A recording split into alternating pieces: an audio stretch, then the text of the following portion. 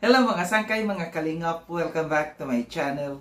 Ito po muli ang inyong sangkay na si Sangkay Lons, muling nagbabalik. Kumusta? Kumusta kayong lahat? Sana nasa maayos na kalagay ng lahat. Mapa dito sa Pilipinas or sa mga nasa ibang bansa, dobling ingat tayo, no? So mega love shoutout sa inyong lahat, sa Team Sangkay Regional, Team Sangkay Sponsors, Team Kalingap, Kuya Val, Ate Edna, Kalingap Rob, sa lahat ng aking mga followers, supporters, and subscribers, sa mga lolos, lolas, FWs, and PWDs. Mega love shoutout sa inyong lahat. And of course, I love you all. Ayan. Mega love shoutout also sa Team Kalingap, Kalingap Partners, sa aking mga sponsors. Kay Tita Bing, ang kanyang YouTube channel ay Horbin TV Vlog. Subscribe po natin. Ang tita kong Vayot, si Tita Mina Jaramillo. At ang pinaka-gorgeous sa lahat, si Mamita ng San Diego, California. Mega love shoutout also kay Manay Tere ng San Diego, California din, no? At sa lahat ng mga nagmamahal kay Sangkay, mega love shoutout sa inyong lahat. Ngayong araw na ito mga Sangkay, gagawa ko ng reaction video. Ito'y patungkol sa live ni Kuya Val kahapon, meron akong video clips na ipapapanood sa inyo. Credit dito kay Kuya Val. Din after natin na mapanood, magbibigay ako ng opinion or kuro-kuro patungkol dito. Tara mga Sangkay, mga kalingap, panoorin natin. Noon ang maging style niya, pati ina, kakausapin at kukontakin. At magmamaritisan po yan. Mga bagay na hindi pwedeng pag-uusapan, pinag-uusapan na. Ayaw ni Biancy po na ma-involve ang kanyang pamilya. Ay, matalinong bata. Tapos pag masangkot yung pamilya sa gulo, iiyak-iyak ka. Sino may kasalanan? Kayo. Sapagkat tumatanggap kayo ng mga sponsor mula sa iba. Walang dapat sisihin kundi kayo rin naman. Si Biancy po, ayaw niya ng gayaan. Na direktang makipag-ugnayan sa mga pangit na sponsor. Mga founder na yan, ng mga pasaway. Ayaw ni Biancy ng gayaan, yung founder na founder.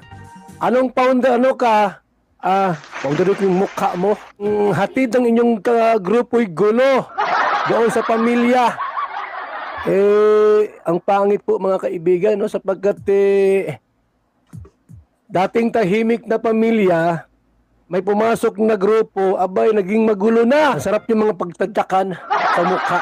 At yung mga reactor po na walang ginawa, damay. Dahil sa inyo mga founder kayo. Ayun ni Biancy po ng gayaan. Very good si Biancy. Huwag kayong mga ahas pumasok dyan kay Biancy. Mga founder kayo na team talaga na ang durot ay gulo at kapahamakan sa pamilya. Sino may gawa niyan? Kayo rin ang may gawa niyan. May bantay po mga reactionist, mga reactor. Mabutin dyan si Marilyn Pablo, si Ninang.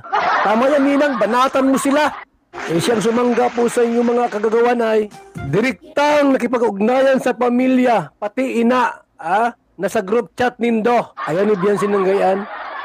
Kasama sa group chat. Ayaw ko dyan. Magulo ang hatid niya. At yung baboy ko, baka yung baboy ko madamay pa sa usapan nindo. May baboy si Biancy. Hindi man sarili paalaga. Abay, nanganak na po ng 10.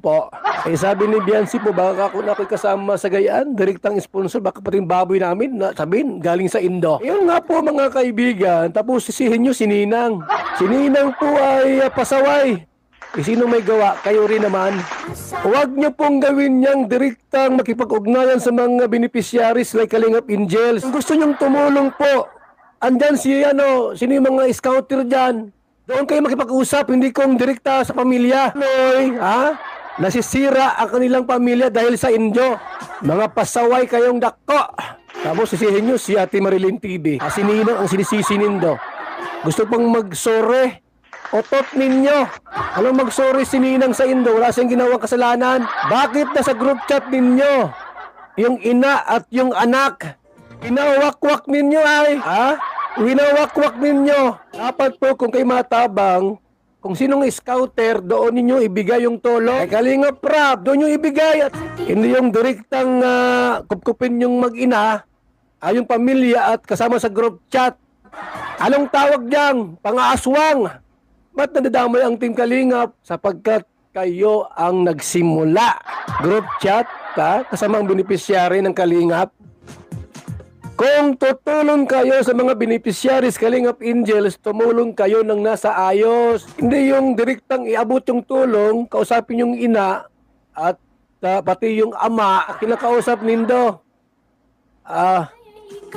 Tama ba yon? Ay, tandaan nyo ito, mayroong fin si Kalingap Rab, may bakod, may nagbabantay si Marilyn TV. May bakod po yon, wag nyong basukin niya at may bakod si Marilyn TV, si Ninang. Ginagawa niya lang po yung kanyang tungkulin bilang isang bakod kay Kalingap Rab. Boss, magagalit kayo na kayo napuna. Ay, namuna si Ninang. Dapat lang punain kayo kasi mali ang ginagawa nindo. Group chat kasama yung mag-ina. Ano yan? Wakwakan?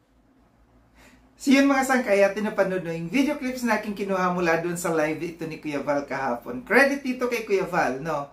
Ayan na nga. Ayaw ni Beyonce na kasama sa mga GC, pati yung kanyang magulang.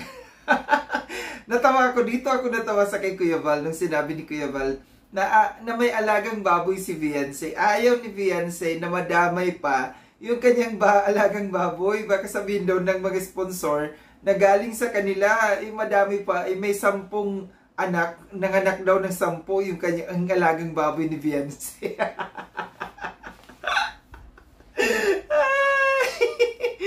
Pero sa totoo lang, no, yung mga ganito, no, yung mga ganitong klase, no, na yung mga beneficiaries at saka sponsors at saka itong yung mga founder na ito, hindi na ito bago sa Kalingap, no. Yung umpisa nung sa kay Ate M, no, yung mga sponsors lang yun, no.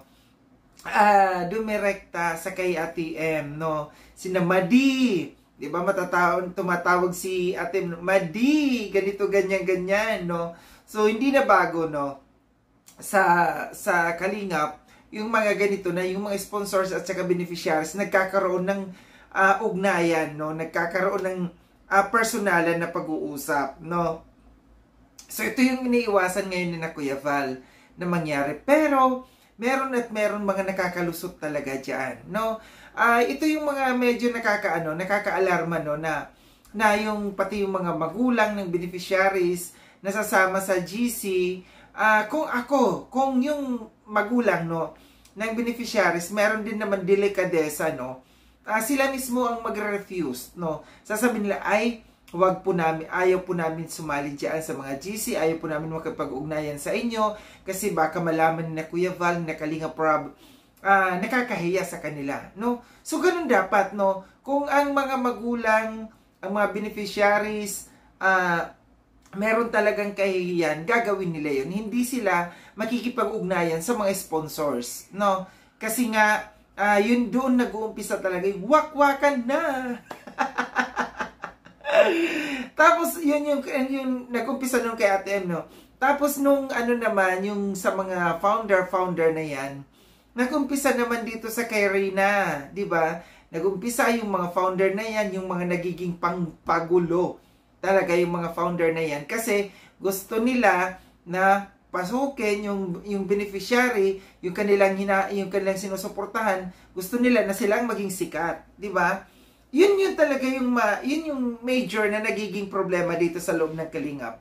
Itong mga sponsors na dumedirekta sa mga beneficiaries, sa umpisa yan magpapabango, o umpisa lang yan magbibigay dito sa Kalingap Rab, kina Kuya Val, sa mga scouters, magbibigay-bigay ng sponsor. Pagkalaunan na, pag naka-penetrate na, naka-tiyempo na, abay papasukin na kaagad yan yung mga beneficiaries. Sila na mismo ang makikipag-usap, no? Kay Erica, nangyari din kay Erica, di ba? Ganun din ang nangyari. Kaya dapat maging aware, no? Maging aware dapat talaga dito sina Kalingap Rab at saka sina Kuya Val, no? Sa mga ganito, maganda yung mga ganito, no? Maganda itong ginawa ni Kuya Val na umpisa pa lang, no? Sa publiko niya na yung mga pangyayaring ganito. Dito naman sa sa nabanggit kasi dito si Marilyn Pablo, Gorlas, ikaw na talaga. Marami na naman tataas ang kilay diyan, yung mga galit kay Ninang kay Marilyn Pablo. Tataas na naman ang kilay dito sa mga ito, no, na kitang-kita na ipinagtatanggol ni Kuya Val, no. pinagtatanggol dito si Marilyn Pablo. Alam naman natin na maraming bashers ito si Marilyn Pablo noon pa, no, na hindi nila nagugustuhan kasi sinasabi nila na dinadaan yung pagiging malakas sa kay Kalinga Prab dahil ninang siya. So ganun ang sinasabi ng karamihan. Pero kung tayo naman ay lalawakan natin ang ating pag-iisip, no, malaking bagay din si Marilyn Pablo dito na nakakatulong dito sa kay Kalinga Prab, no, dahil nga na nahaharang din niya yung mga gusto na gumawa ng mga hindi maganda dito sa loob ng community ni Kalinga Prab, no. Alam natin na bakbakera din ito si Marilyn Pablo, walang inaatrasan, no. Wala siyang pakialam ni Kesi Hoda, basta kung alam niya siya ay nasa tama, siya ay magsasalita, no. Kaya marami talagang nagagalit dito sa kay Marilyn Pablo kasi nga talagang diretsahan siya kung magsalita. Wala siyang pakialam. Kaya siguro din, nagustuhan din ito ni Kuya Val, na nakitaan din ni Kuya Val dito si Marilyn Pablo na may pakinabang ito. Bukod doon sa pinoprotektahan niya yung community ni Kalinga Prab, mayroon din, nag-sponsor din kasi siya, no? Nag-sponsor.